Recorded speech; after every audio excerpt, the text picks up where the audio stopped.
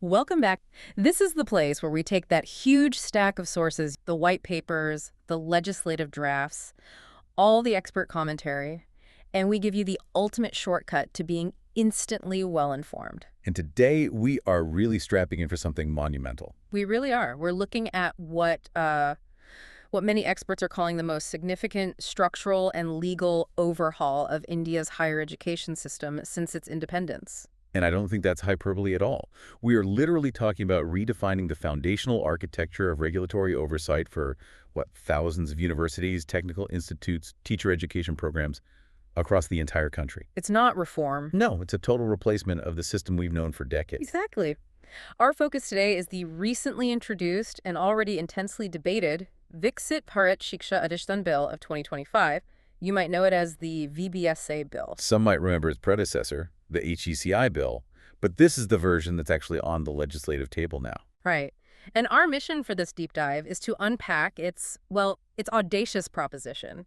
It aims to completely dismantle that historical alphabet soup of national regulators. We're talking mainly the UGC, the AICTE, and the NCTE. And replace them with a single, streamlined, and frankly very powerful three-part umbrella authority. And the goal here is to operationalize the grand vision that was laid out in the National Education Policy, the NEP 2020. It is. For decades, the system has been just plagued by bureaucratic micromanagement, a focus on granting procedural permissions, and this very centralized control over inputs. Things like infrastructure specs, faculty ratios. And this bill wants to flip that script entirely. It does. It wants to move toward a system that's centered on measurable outcomes, on academic quality, and on genuine public accountability. And if you want a quick temperature check on just how controversial this whole shift is, just look at its current legislative status. The bill was introduced in the Lok Sabha. And almost immediately, it was referred to the Joint Committee of Parliament, the JPC. Exactly. Because of the intense debate around issues like centralization and institutional autonomy, when a foundational piece of legislation gets sent straight to a JPC, you know the stakes are incredibly high. It signals that the implications are just vast for every student, every faculty member, and every single educational institution in the country. Okay, let's unpack this. We should start with the problem this VBSA bill is actually trying to solve. What was so broken about the old system that it needed this kind of wholesale replacement? The primary issue was, and honestly still is, a crippling problem of regulatory fragmentation and overlap. It's been made worse by decades of just adding new laws on top of old ones. So a legislative house of cards, kinda. You could say that. Historically, the whole landscape was defined by these silos that were constantly bleeding into one another. You had the UGC, the University Grants Commission. The big one. The enormous one, yeah. It was overseeing nearly 80% of all students in general education, so arts, sciences, commerce. Then, completely separately, you had the AICTE, the All India Council for Technical Education. And that was for engineering tech management program. Right. And then you had the NCTE, the National Council for Teacher Education, which handled all the BEd and MEd programs. On top of all that, you had even smaller bodies like the Council of Architecture or COA, regulating their own specific domains. Okay, let's try to put this into a real-world context for you, the listener. Imagine a large, ambitious state university. Let's call it the University of Hypothetica. Okay. Now, Hypothetica wants to be modern, innovative, so it decides to launch a new integrated 5-year program. Let's say it combines a B.Tech in computer science with a minor in liberal arts, and it has a compulsory module in pedagogy so the graduates can go on to teach technical subjects. Right, which is exactly the kind of multidisciplinary program the NEP 2020 wants to encourage. Exactly. But under the old system, that single innovative program immediately lands the University of Hypothetica in a bureaucratic nightmare. A complete quagmire. The B.Tech part needs AICTE approval with all of its specific input standards, faculty ratios, lab sizes, you name it. Okay, then the liberal arts component. That falls under the UGC's jurisdiction, which has its own set of academic standards and curriculum requirements, and that compulsory pedagogy module. That triggers the NCTE. Of course, demanding compliance with all their teacher training norms. So Hypothetica isn't just filling out 3 different forms. They're facing 3 potentially conflicting sets of standards, 3 different timelines, inspection schedules, all dictated by bodies whose core missions don't even align. That's the paralysis. Yeah. UGC is focused on academic breadth AICTE on technical specifics, NCTE on training methods. It just grinds everything to a halt. That sounds incredibly stifling. It is. One academic we reviewed noted that the complexity meant that approvals for even minor course changes could take years. So instead of focusing on quality education, on innovation. They became compliance machines. Exactly. Prioritizing paperwork, adherence to these prescriptive input standards, have a 1 to 15 student-faculty ratio, have a library of a certain size over actual student outcomes or research productivity. The old system rewarded bureaucratic control, not academic excellence. So it created massive inefficiency, slow approvals, and probably an environment ripe for corruption. Absolutely. The classic permission raj. Okay, so the National Education Policy 2020 saw this failure and proposed a new philosophy, summed up in this phrase, light but tight. This seems to be the entire guiding principle for the VBSA bill. How does the bill actually translate that into a working system? It's a really revolutionary attempt at a rebalancing act. The light part means decisively scaling back that historical bureaucracy. It removes the need for institutions to constantly seek procedural permissions for routine stuff, especially for the high-performing ones. So you're saying if an institution has proven itself, it gets more freedom. That's the idea. Let the best, those who've proven their integrity and academic rigor through robust accreditation, run themselves with far greater autonomy. It's about minimizing regulatory friction to promote academic freedom and innovation. So less time spent checking the size of the classroom, more time spent checking what's actually happening inside the classroom. Right, and then you have the tight element. The enforcement arm? Precisely. Tight means a strong, uncompromising focus on integrity, transparency, and accountability. This is the crucial counterbalance. While the government removes the bureaucratic shackles, it simultaneously establishes a powerful, unified oversight body with massive punitive power. To prevent what? Corruption? Mismanagement? All of it. But most importantly, educational fraud. The system basically says, we trust you to operate, but if you break that trust, the consequences will be severe and they will be swift. And the structural answer to achieving this balance is what you called functional separation. We heard that the UGC was heavily criticized because it was the regulator, the standard setter, and the funder all rolled into one. And that bundling was the absolute root of the conflict of interest. The NEP 2020 and now the VBSA bill operationalizes the policy to separate 4 core functions. Okay, what are they? They are regulation, which is the policing and compliance function, accreditation, which is the quality assessment and grading, academic standard setting, which defines what quality even looks like, and finally, funding. And by separating these, you eliminate that major conflict of interest. For instance, the new regulator, which is focused purely on compliance, will no longer control the flow of government grants. This ensures that regulation is, in theory, purer and more focused on academic merit and ethical conduct. So it's not swayed by financial incentives. Or the pressure to protect institutions that rely heavily on those central grants. It's about decoupling the carrot, which is the funding, from the stick, which is the regulation. Okay, so that conceptual separation now becomes real in the new VBSA structure. At the very top, we have the apex body, the Viksit Bharat Shiksha Adhishtan, or the VDSA Commission. If it's not directly regulating or accrediting, what is its actual job? The Commission's role is purely strategic. It's directional and coordinating. You can think of it as the high-level steering wheel for the entire system. Making sure the 3 subsidiary councils, regulatory standards, and accreditation are all working together. Exactly.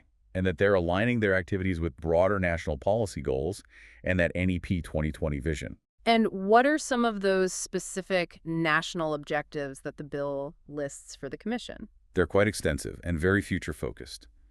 A key mandate is developing detailed, time-bound roadmaps for transforming existing colleges into large, multidisciplinary institutions. So moving away from those single-stream colleges. Right. It's also tasked with promoting India as a global education destination, focusing on international rankings, attracting foreign students and faculty. I also notice a very significant cultural and national mandate in there as well. Absolutely. A specific and high-priority goal is developing a clear roadmap for the integration and promotion of Bharatiya knowledge systems, languages, and arts across the entire higher education system. So it's about integrating local knowledge and cultural heritage into a modern academic framework. While still striving for world-class standards, it really sets the overarching philosophical tone. Let's talk about who's on this top body, the composition of the VBSA Commission. What does that tell us about the balance of power? The Commission has a chairperson and up to 12 members. This includes the presidents of the 3 subsidiary councils, key government secretaries, like the Union Higher Education Secretary, and the secretary from the Ministry of Skill Development. And academics. Yes. 2 eminent academicians who must be professors from state higher educational institutions, and 5 eminent experts from fields like commerce, industry, or the professional sectors. Okay, let's pause on that, because this is where the political critique really starts to come in, even in the structure itself. The inclusion of professors from state institutions is clearly meant to address federal concerns. Right. But the central government still controls the appointment process for the chairperson and most of the members, doesn't it? That is the critical insight. Even with that representation, the appointing authority remains highly centralized. The chairperson and the 3 council presidents are appointed by the President of India based on recommendations from the central government or from search committees that are, well, heavily influenced by government nominees. So the ultimate strategic direction and the people holding the power to enforce it are essentially centrally chosen. Yes, this concentration of appointment power becomes a central theme of the whole debate around institutional autonomy later on. Okay, so beneath this Apex Commission sit the 3 pillars of the new structure. Let's start with the one that replaces the core policing functions of the old system, the Regulatory Council. Yes, the Regulatory Council is the new sheriff in town. It's the single watchdog for all of India's higher education, combining and streamlining the regulatory mandates that were previously scattered across the UGC, AICTE, and NCTE. And its core functions. Coordination, maintenance of standards, and most importantly, facilitating graded autonomy for institutions. What are its most powerful tools for accountability? This seems key. Its greatest power, I think, lies in the mandatory digital disclosure regime. The Regulatory Council will mandate full online and offline public self-disclosure of pretty much every single facet of an institution's operations. You mean everything? Everything. We're talking about making public all detailed finances, audited accounts, infrastructure capacity, faculty lists with their qualifications, course curricula, educational outcomes like placement rates, and all accreditation-related information. So hang on, if I'm a prospective student or a parent, I don't have to rely on glossy brochures anymore. I should be able to go to the Regulatory Council's public website and just pull up a university's last 5 years of audited accounts. And their graduate employment data. Precisely. This is designed to enforce accountability through public scrutiny. The bill recognizes that centralized physical inspection is slow, it's inefficient, but transparency, that's continuous and instantaneous. And the council is also tasked with developing a policy to prevent the commercialization of higher education. Explicitly, that's a major concern that the old system just completely failed to address adequately. The Regulatory Council also holds the keys to internationalization efforts, right? Both inbound and outbound. That's another key function, and one that reinforces central oversight. It will specify the standards for select foreign universities to operate campuses in India, which is a highly anticipated reform. And the other way around. Conversely, it will also facilitate high-performing Indian universities in setting up campuses in other countries. But, and this is critical again, both of these actions require the prior approval of the central government. So the ultimate strategic decisions on global expansion stay firmly with the Ministry of Education. They do. Okay, let's pivot to the second vertical, the academic standard setter, the Standards Council. If the Regulatory Council is policing compliance, who's defining what academic quality even means? That falls entirely to the Standards Council. This body is focused purely on the synchronization and determination of academic standards across the whole spectrum: general, technical, and teacher education. And it's intentionally removed from policing and funding.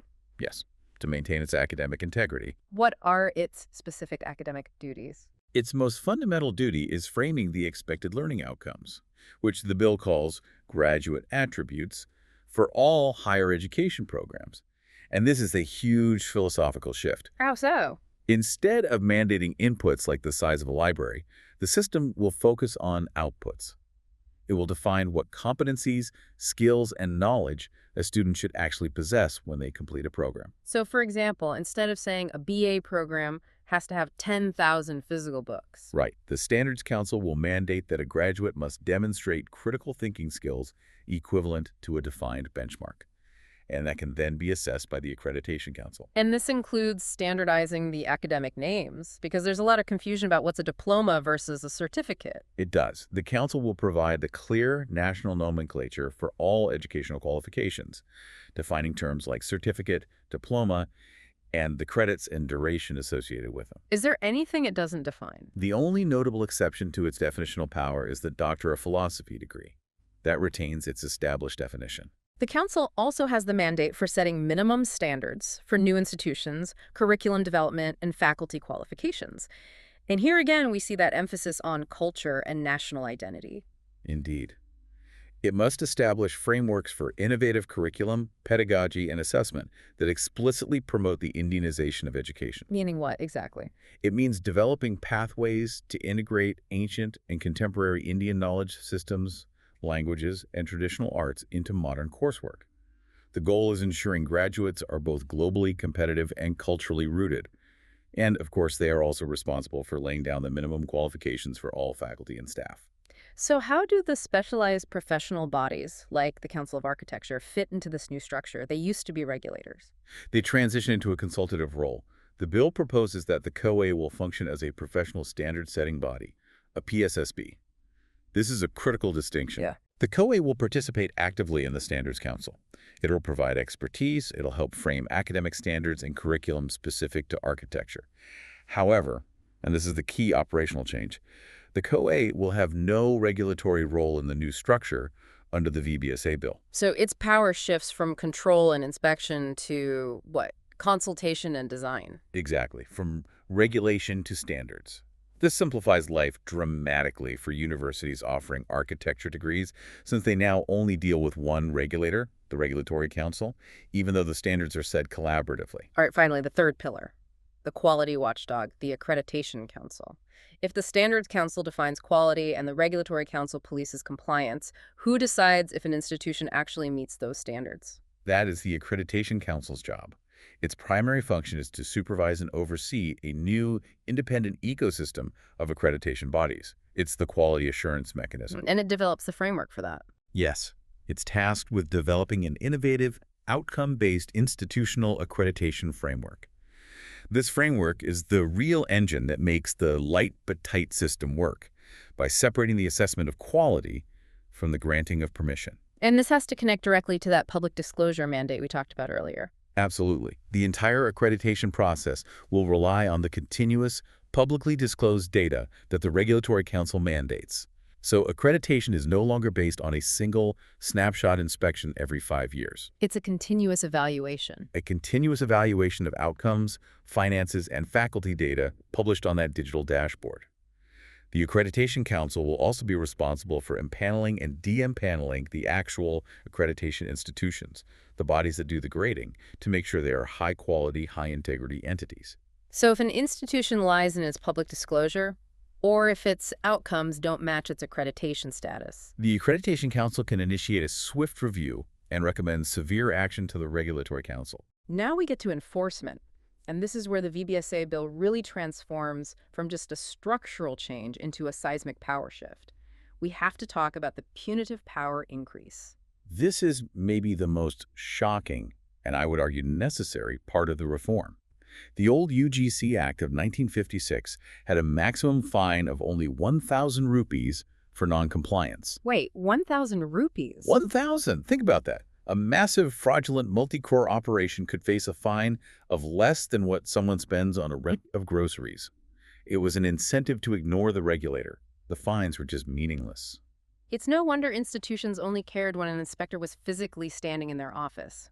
What's the new range proposed by the Regulatory Council? The new range starts at not less than 10 lakh rupees and goes up to 2 crore for various violations of the Act or its regulations.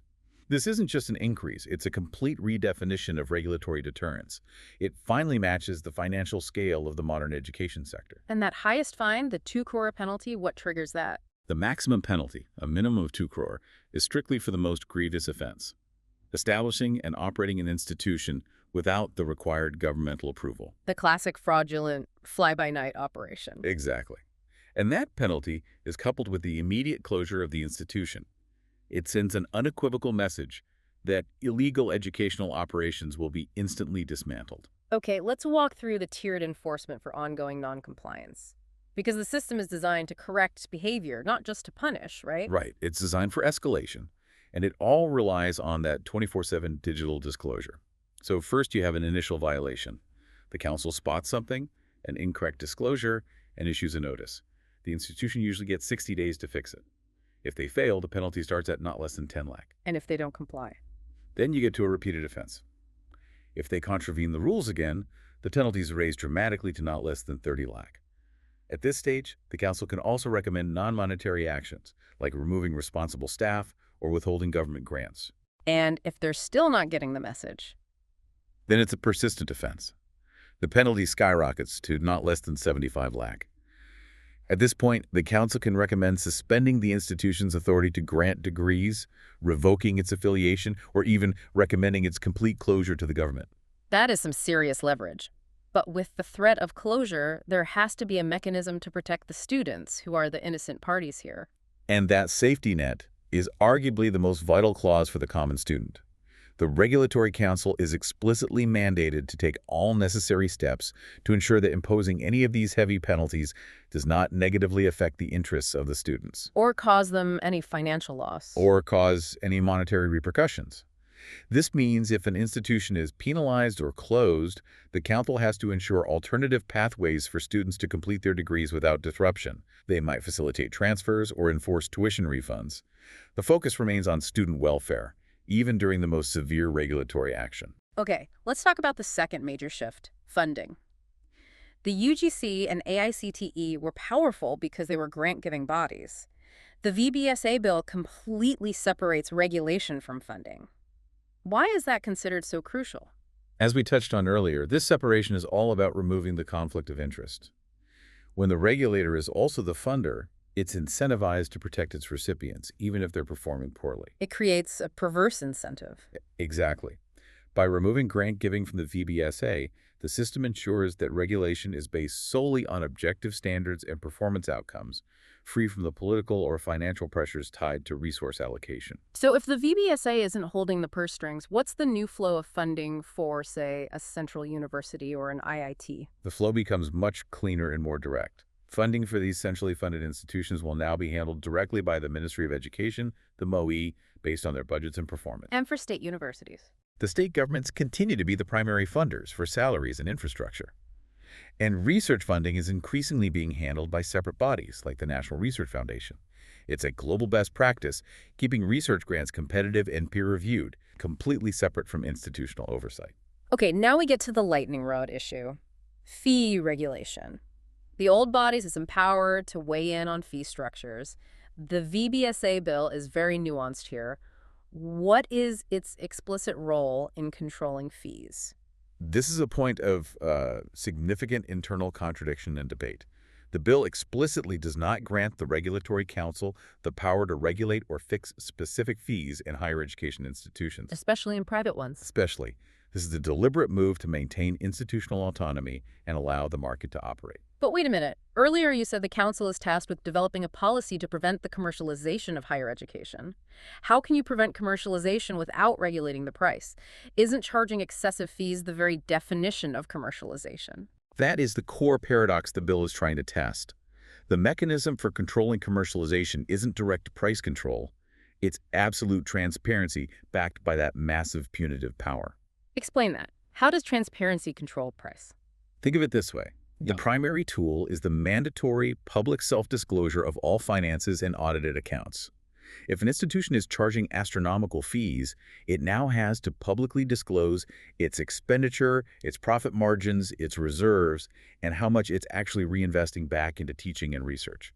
So if a private university charges a student 5 lakh rupees for an engineering program that only costs them 50,000 to deliver, That egregious profit margin, which is the very definition of commercialization, will be instantly public knowledge. The implication is that public scrutiny, competition, and the political pressure that comes from that transparency will force the institution to moderate its fees. It's a bet on sunlight being the best disinfectant. that's a huge wager. They're betting that transparency alone will curb profiteering without the heavy hand of price control, which private institutions would strongly oppose. It's a fascinating experiment in regulatory economics. It really is. With this massive shift toward outcomes and radical transparency, how does this change the day-to-day life of a university? Who are the winners and losers here? The biggest winner, potentially, is the high-performing ethical institution. Under the old system, a top-tier university was subject to the same slow, bureaucratic processes as a poorly performing one. Right. Now, the emphasis moves entirely to demonstrated performance and accreditation outcomes. The VBSA system promotes giving graded autonomy based on Tier 1 accreditation status. So a university with the highest accreditation might get the freedom to launch new programs or enter international partnerships without needing approval. That's the promised light touch, allowing the best academic institutions to innovate rapidly and compete on a global scale. But as you said before, this carrot comes with a massive stick: the disclosure burden. Indeed. The new standard requires institutions to maintain a continuous, near real-time digital dashboard. They have to constantly update and publicly disclose everything: audited accounts, employment rates, academic outcomes. This data isn't just an optional report. It's the primary input for both regulation and accreditation. Exactly. It forces a continuous state of accountability. You can't just prep for an inspection every few years. And failure to maintain that digital transparency is itself an offense, subject to those new high-tier penalties. Let's look at the direct benefits for the learner. What does this massive change mean for you, the student? Firstly, it's a guarantee of transparency that has just never existed before. Students get clear, comparable access to accreditation reports, financial health indicators, real data to make informed choices. So for a learner in a remote area trying to decide between two private colleges, this could be a game changer. It eliminates that information asymmetry. They no longer have to rely on hearsay or expensive marketing. Secondly, there's a strong focus on welfare and redressal. The bill makes it mandatory for every institution to establish a fair, robust, and easily accessible grievance redressal mechanism. Which is critical for dealing with everything from academic disputes to misconduct. It's a safety net. And this is where it gets truly empowering for the student body. Their input is formally integrated into the core quality assessment: student feedback on academics, infrastructure, faculty, governance, campus life. Becomes a mandatory input for accreditation and ranking. A formal, mandatory input. So when student reviews directly impact a university's national ranking and its accreditation status, institutions suddenly become much more responsive to the needs of their students. It shifts power slightly toward the consumer of the education. Precisely. If students consistently rate a university poorly on transparency, that university's accreditation will suffer, potentially leading to regulatory action or a downgrade in their autonomy. It's a direct incentive for continuous improvement. Okay, let's define the boundaries of this reform. What's the scope of the act? What institutions are covered? The VBSA bill applies very broadly across the vast majority of the Indian higher education landscape. This includes all central, state, and deemed universities, institutions of national importance, the INIs like IIs and NITs, institutions of eminence, All colleges, institutions that were previously under ACT and NCTE, and crucially, all institutions of open, distance, and online learning. It's an all-encompassing mandate for non-specialized education. Given that the bill brings prestigious INIs like the ITs under its umbrella, does that threaten their long-established, fiercely protected autonomy? The bill has taken care to address this specific concern. While INIs and ICOEs are brought under the VBSA's umbrella for coordination and transparency, the Act expressly states that their existing institutional autonomy and independence shall remain duly protected. So the goal is harmonization, not micromanagement of the top institutes. Right. And on the flip side, which professional programs are specifically excluded? Good question. Who's not covered? The Act does not apply to professional programs that are governed by their own specialized field-specific councils. So that includes medical education, under the National Medical Commission. Legal education under the Bar Council of India. Right. And also pharmaceutical education, dental, and veterinary education.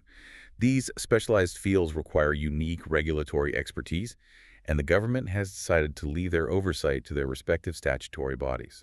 Okay, this brings us to the core of the political standoff.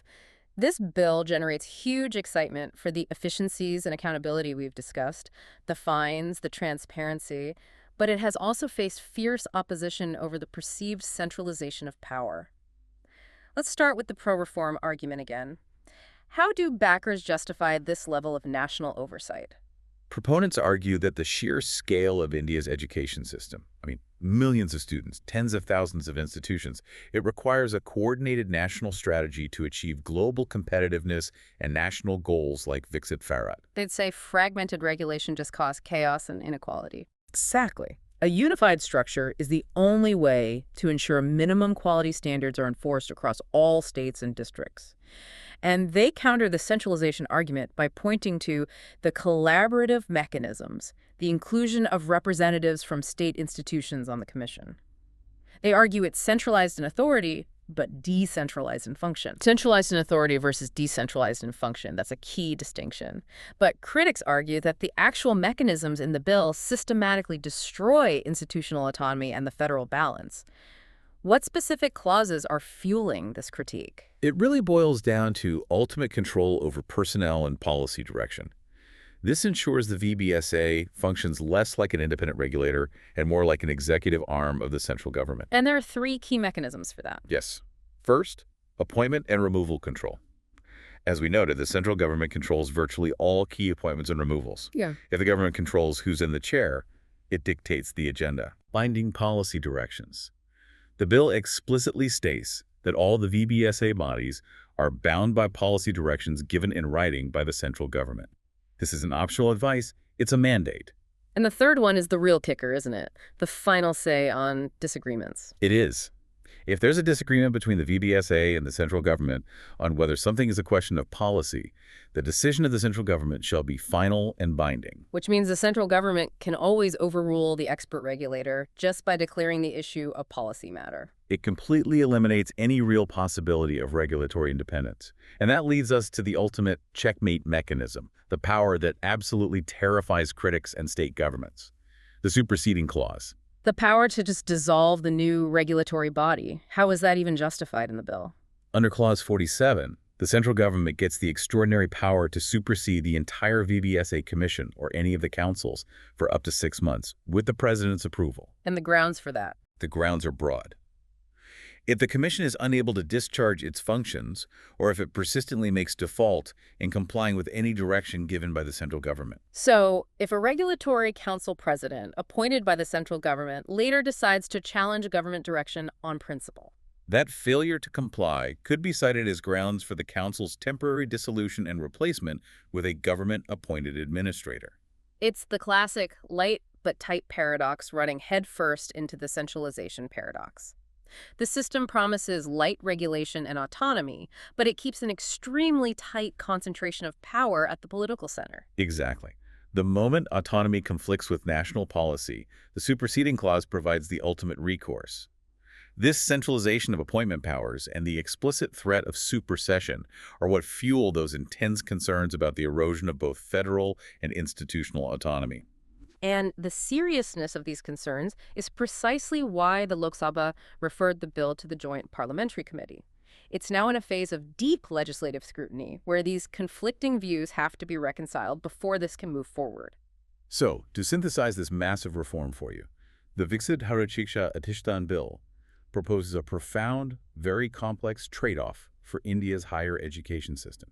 It finally addresses decades of regulatory fragmentation, standardizing regulation under a single tripartite structure. This new structure demands radical transparency and accountability, compelling institutions to maintain those digital dashboards with public disclosure of all their financial and academic outcomes, backed by punitive fines that actually matter, penalties up to 2 crore rupees. But this efficiency and this dramatic increase in accountability come at a significant political cost. The concentration of appointment, removal, and ultimate policy direction at the national level, reinforced by that controversial superseding clause. Well, it suggests a major shift of authority toward the central political executive. And that raises very serious questions about the future of institutional and federal autonomy. It sets a new high-stakes standard for governance, moving the system from one defined by bureaucratic fragmentation to one defined by centralized accountability. Exactly. So here is the final provocative thought we want to leave you with. The new regulatory council lacks the explicit power to regulate fees, yet it must enforce a policy to prevent the commercialization of higher education. If you are a parent or a student, will the mandatory public disclosure of a private institution's finances and its audited accounts be enough, purely through the pressure of public scrutiny and transparency, to curb fee inflation and profiteering? Or will this transparency mechanism ultimately fail without the backing of an explicit regulatory cap on price? It is the ultimate test of whether visibility alone can ensure ethical conduct. A very good question to end on. That's all the time we have for this deep dive. Thank you for sharing your sources and tuning in, and we hope you feel much better informed about the tectonic shifts shaping the future of Indian higher education.